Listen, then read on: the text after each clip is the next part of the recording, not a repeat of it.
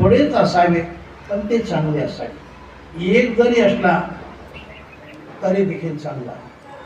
आणि म्हणून म्हटलेलं आहे, पुरेकाची पुत्र माये पोटी, पुरेकाची पुत्र माये पोटी, हरिस्मरण उद्धरी कोळे कोटी. पुरेकाची पुत्र माये पोटी, पुरेकाची पुत्र माये पोटी. एक जरी पुत्र झाला पूर्ण कुळाचा उद्धार करतो.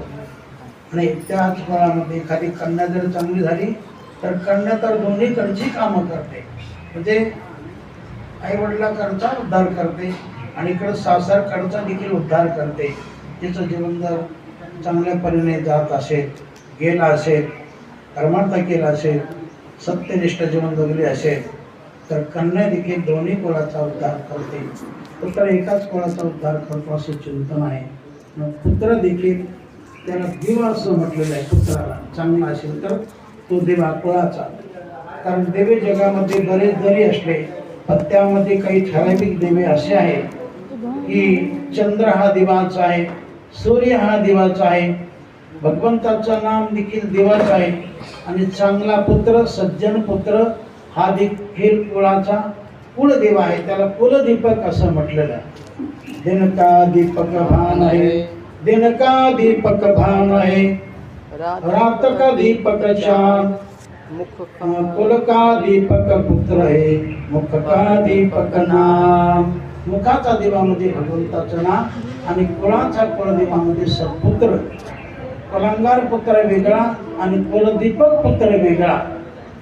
कुलांगार पुत्र पूर्ण कुळ नरकाला घालून देतो आणि कुलदीपक हा मुलगा पूर्ण कुळाचा उद्धार करतो, सर्वांना गती चांगली मिळवून देतो असा एखादा पुत्र. आणि मग पुरे पुत्राची एकाची पुत्र माये पोटी, हरिस्मरणे उद्धरी पुरे कुटी. तेव्हा अशा परिवारामध्ये आपले प्रकाश भाऊ यांनी देखील चांगला परमार्थ केला. त्यांच्या धर्मपत्नी जे आताच 13 दिवस झाले त्यांना, त्यांच्या निमित्तानंच आपलं हे सगळं चालू आहे. तर चांगल्या परीने त्यांनी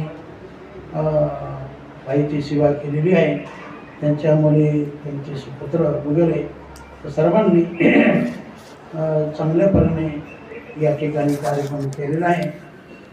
तर तेव्हा ही सेवा त्यांनी माझ्याकडे दिली की प्रवचनांची सेवा करा. तिकडं जर आपण असतो तर कीर्तनच केलं असतं, कारण इतर ठिकाणी म्हटल्यानंतर अवघड जातं.